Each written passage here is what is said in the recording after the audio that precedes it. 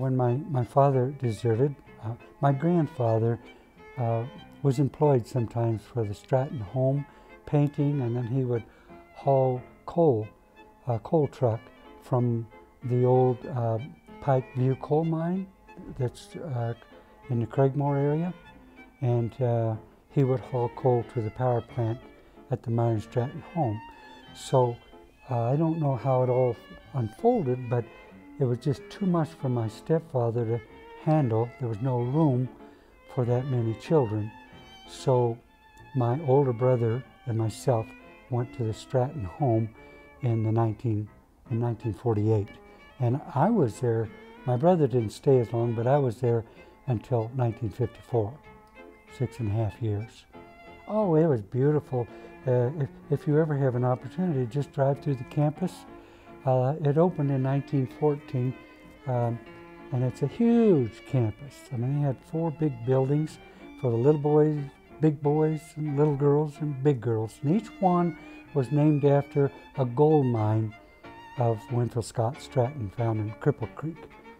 And there was gardens, sunken gardens, trellises, rose bushes, grass. It was just the next thing to paradise anybody would ever want, and still is beautiful. But in those days, it was absolutely gorgeous. It was, you know, a structured life.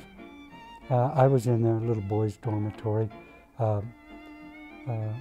Independence Hall, that was named after Stratton's first gold mine that he found on Independence Day in Cripple Creek.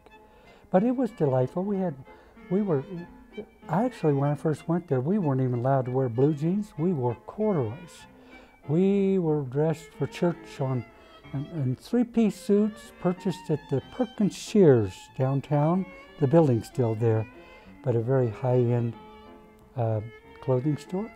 So, and we were taught tap dancing, music. I had French horn lessons, and so forth. It was a very beautiful place to live. Well, it was structured, yeah, it was like we had, well, like when I was a little boy, you know, a breakfast bell that woke you up, and we lined up before we went in to the dining hall. It was kind of like structured in those days. It was more pleasant than the movie Oliver, you know. We really had some good food, although the cook in those days, her name, we nicknamed her Mangy. She was from Britain, and she was married to a little Scottish fellow, and she had a room right there. She lived there, and we cooked on a big coal range. Do I ever go back to the Stratton home? Well, I did, actually, after I left. Actually, on my honeymoon, I married a girl from back east, in Cleveland.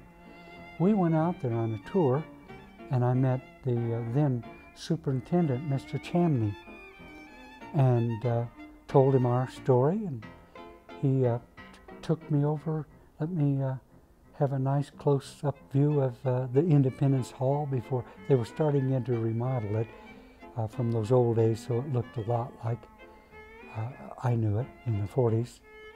And I ended up purchasing a brass bed from the Independence Hall that I may have slept in. There was a 1 in 12 chance that I slept in that bed, so it meant a lot to me.